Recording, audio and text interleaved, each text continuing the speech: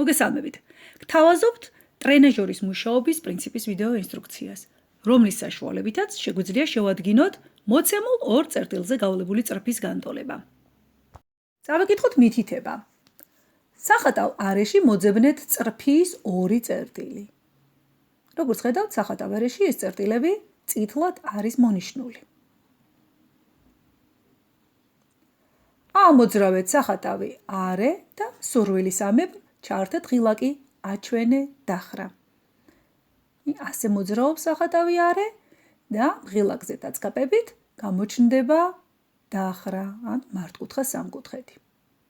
ამ წერტილების მიხედვით მოცემულ უჯრაში ჩაწერეთ წრფის განტოლება. ეს გახლავთ მოცემული უჯრა, სადაც უნდა ჩავწეროთ წრფის განტოლება.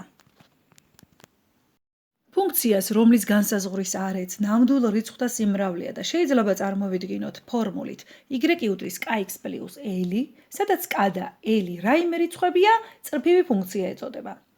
l თავისუფალი წევრია, რომელიც განსაზღვრავს მოცემული წრფის oy ღერძთან გადაკვეთის წერტილის y კოორდინატს.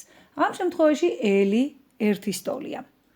k-ს ამ წრფის დახრას ზოგჯერ საკუთხო კოეფიციენტსაც ვუწოდებთ და ის შეიძლება მივიჩნიოთ ფუნქციის ცვლილების სიჩქარედ.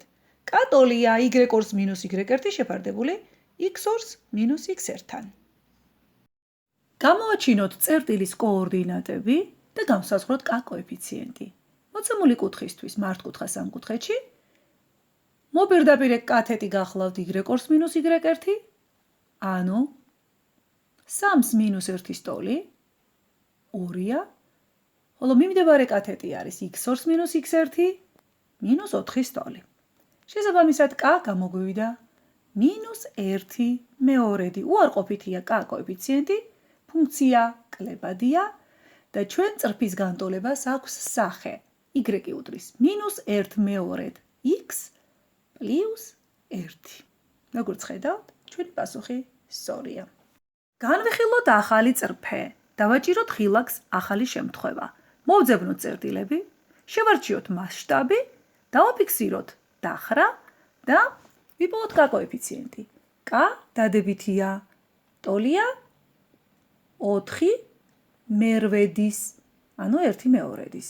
როგორც ხედავთ, ფუნქცია ზრდადია. l გახლავთ 10 სტოლი. ამიტომ ჩვენი წრფის განტოლება შეიძლება ასეთ ჩავწეროთ. y უდრის 10-ს პლუს 1 მეორედი x-ი. ჩვენი პასუხი სწორია. მომდევნო წრფის განტოლების შესადგენად შეეცადეთ აღარ გამოიყენოთ ღილაკი აჩვენე დახრა და პასუხის სისწორეც გადაამოწმეთ enter ღილაკზე დაწყებებით.